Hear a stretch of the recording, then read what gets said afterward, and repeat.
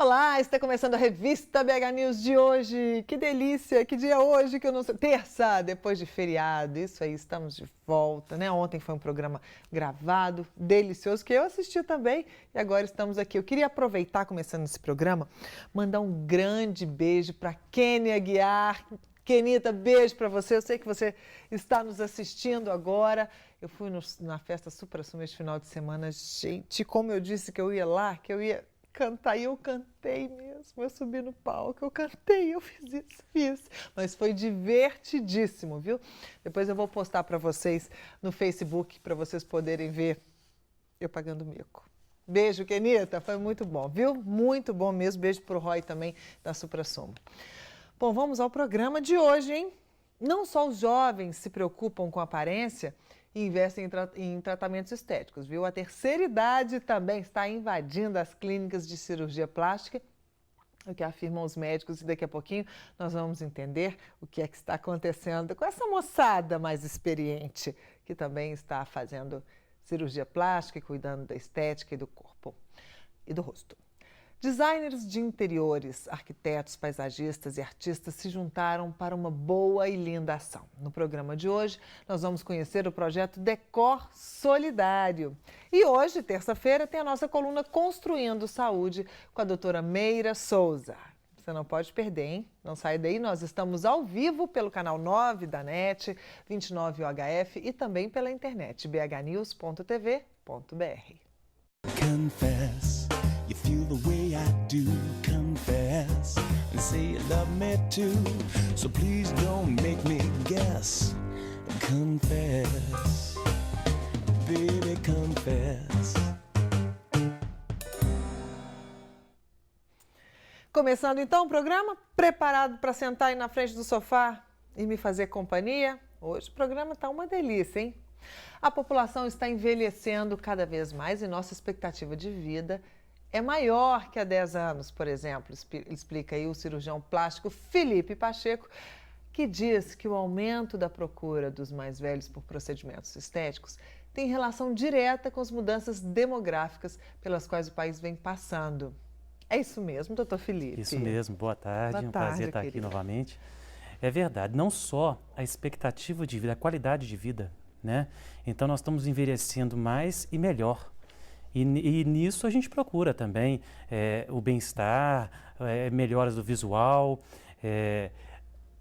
O idoso e a idosa sempre procuraram muito a cirurgia plástica em termos de rejuvenescimento facial. Sim. Né? Então, tanto nas táticas menos invasivas de consultório, botox, preenchimentos, fios, laser, quanto a cirurgia. E hoje, como a qualidade de vida está melhor e eles estão fazendo mais atividades, se divertindo mais, eles estão até procurando mais procedimentos a nível corporal. Coisas que antes eram procuradas até por pessoas mais jovens, os idosos também estão procurando cirurgias de prótese, cirurgia de contorno do corpo.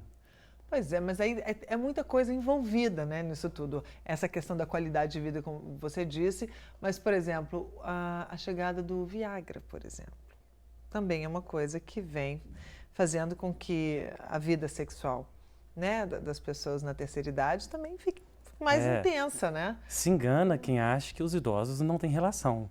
Eles têm relação. Algumas vezes nem precisa do Viagra, né? O Viagra é um tratamento que faz bem para a pessoa que precisa, mas muitos idosos conseguem ter a relação prazerosa e nem precisam do Viagra. É isso que é muito bom. Então, todo mundo está querendo aí viver mais e melhor. Isso é que é bacana. Sem dúvida, essa é a busca. Mas o que acontece quando as pessoas já chegam a uma determinada idade, já passa lá dos 60, 65 anos, né? Que a gente vê, por exemplo, no rosto, né? Mas no corpo também. A pele começa a ficar mais flácida e aí já é muito visível o envelhecimento.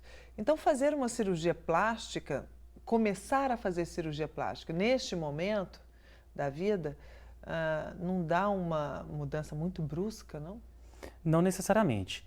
Eu acho que a mudança, ela não precisa ser só com a cirurgia plástica. Ela pode ser nutricional, ela pode ter ajuda do endocrinologista, ela pode usar de outras artimanhas e outros cuidados médicos também, que podem melhorar ela de dentro para fora, né? A cirurgia plástica é mais um artifício. Não necessariamente ele precisa ser um procedimento chamativo, um procedimento estigmatizante. E hoje, inclusive, busca-se procedimentos exatamente no sentido contrário disso. Procedimentos naturais, de menor porte. Olha que engraçado, eu disse até que os idosos estão com mais qualidade de vida, fazem os procedimentos faciais e estão até buscando os corporais. E os jovens que antes faziam o corporal já estão buscando os faciais como prevenção, como tratamento inicial. Então hoje, um jovem de 40, um jovem de 30, com cuidados pequenos, tanto nutricional, endocrinológico, facial, eles podem estar muito bem com os anos, mesmo os anos passando, eles continuam muito bem. Sim, então quer dizer, tem que começar a cuidar desde cedo. O ideal, sim, claro. E aí, com relação aos Você idosos... consegue procedimentos menores, menos chamativos, se você está sempre se cuidando. A partir do momento que você realmente fica muito tempo sem aquele cuidado, sem uma atividade física, sem o cuidado do sol, alguns fatores externos a gente tem que tentar controlar, mas não são todos que a gente consegue. Por exemplo, o efeito da gravidade. Ele vai fazer com que os tecidos desçam com o tempo. Musculatura, tecido gorduroso, a pele, isso vai precisar de uma ajuda. Mas alguns a gente consegue até prevenir e diminuir os efeitos dele. Por exemplo, o sol. Né? Então, o uso do protetor solar, que já é tão difundido, ele ajuda muito no rejuvenescimento. E o ideal é o uso do protetor solar desde criança. É um hábito que a gente tem que passar para os nossos filhos mesmo, até como prevenção. Assim como tomar banho, escovar dente, passar o protetor. Protetor solar diário. Então esses cuidados tem que ter. Mas o que acontece também é que muita gente recorre aí à cirurgia plástica, seja idoso, seja mais novo, mas como nosso tema hoje é para a terceira idade, mas recorre a essa possibilidade, né, que é a cirurgia plástica, mas não cuida disso. Então, faz lá um procedimento no rosto ou no corpo, mas depois não usa protetor solar, né? Depois não cuida, não passa hidratantes específicos para a idade, né? Não tem uma alimentação regrada, não faz exercício físico. E aí? Daqui a pouco tem que fazer de novo. Eu acho que o cirurgião plástico pode ser mais abrangente nisso, pode estar mais perto do paciente nesse momento também. Mostrar ou indicar profissionais que podem estar junto, trabalhando a nível multidisciplinar para isso não acontecer. Mas caso aconteça, realmente, vai diminuir a efetividade do procedimento, vai diminuir a durabilidade daquele procedimento. Então é diferente uma pessoa que faz um cuidado facial, por exemplo, e tem um cuidado endocrinológico, dermatológico, com cirurgião plástico, a nível de manter e prolongar aquele resultado. E outro que fez e deixou, não fez mais nada depois disso. Claro que daqui a 10 anos... vão ser diferentes, eles vão estar em níveis diferentes. Provavelmente, o que se cuidou pode não pensar em uma nova cirurgia, pode não precisar de uma nova cirurgia, e o outro que não se cuidou pode já estar precisando. Né? Mas em termos de saúde, porque é uma cirurgia? Como é que funciona isso lá na mesa de a cirurgia? idade, ela não é fator de risco para nenhum procedimento. O que envolve risco para o procedimento é a saúde do paciente. Então, é o tempo de cirurgia, é o tipo de anestesia e a saúde do paciente. Então, como nós estamos falando nesse sentido, é a saúde do paciente. Uma paciente de 70 anos, saudável, que não tenha nenhum problema de saúde, que a gente chama de comorbidade, ela tem menos risco numa cirurgia que uma menina de 19 anos diabética descompensada, que não está controlando muito bem. Então, a saúde, ela tem muito mais relação com o risco do que a idade. Então, inclusive o seguinte, se uma pessoa de 70 anos, eu falei uma pessoa completamente rígida, mas pode não ser o caso, que não tem nenhum tipo de problema de saúde, ela pode até ser hipertensa, ela pode até ser diabética, mas se ela está fazendo uso do tratamento e está se mantendo estável, quer dizer, está tomando um remédio de pressão e a pressão está se mantendo controlada, e mesma coisa a diabetes, ela está entrando para uma cirurgia sem o risco aumentado, como se ela não tivesse nenhuma alteração de saúde. Ah, entendi. Então, o que a gente não tem que ter procedimentos específicos para a terceira idade? Sim, a gente tem que ter alguns cuidados específicos. Ela não envolve o risco. Então, Sim, por exemplo, tá. Qual é o risco do procedimento, vamos dizer assim, qual é o risco de ter uma complicação com a paciente que está entrando para a cirurgia? O fato dela ser idosa ou não afeta esse risco, afeta a saúde. Tá. Né? Isso é básico. Ela tem que estar bem saudável para fazer a cirurgia. Agora, cuidados com essa paciente, aí sim, tem cuidados específicos. Por exemplo, o idoso, ele metaboliza menos os remédios que ele recebe. Então, por exemplo, um idoso com uma infecção urinária ou uma pneumonia, ele vai tomar um antibiótico com dosagens menores e mais espaçado do que um jovem, porque ele vai ficar com aquele remédio mais tempo fazendo efeito lá nele. Mesma coisa a anestesia. Então, esse cuidado específico a gente tem que ter. O anestesista vai usar menos medicamentos, vai usar uma anestesia já específica para aquele paciente.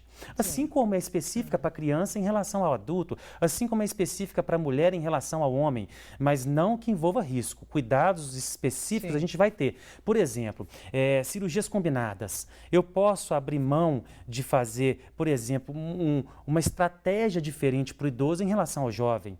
Um jovem, por exemplo, que precisa de um tempo, ele tem menos tempo para poder tirar para fazer a cirurgia. Ele fala assim comigo: eu sou jovem, eu estou com saúde, eu quero fazer 2 cirurgias ao mesmo tempo, Felipe, porque é difícil para mim parar nesse meu dia a dia corrido para fazer uma cirurgia. Tudo bem, é uma estratégia fazer as 2 para ela. Mas no idoso, que tem mais tempo, que pode recuperar melhor, a gente pode fazer uma, 3 meses depois faz a outra. Então, estratégias diferentes, medicamentos usados de forma diferente, anestesia específica, isso sim, isso o idoso precisa. E quais são as cirurgias, assim, os procedimentos mais procurados pelos idosos? Olha, a nível de consultório, Botox, toxina botulínica, que é o nome do produto, né? É a toxina botulínica, o Botox é um nome comercial. Mas todo mundo conhece como Botox, todo mundo conhece, mesmo, não tem jeito. O preenchimento e o laser. E a nível de cirurgia, o lifting da face, né? O que a gente chama de ritidoplastia na plástica. Que é Isso.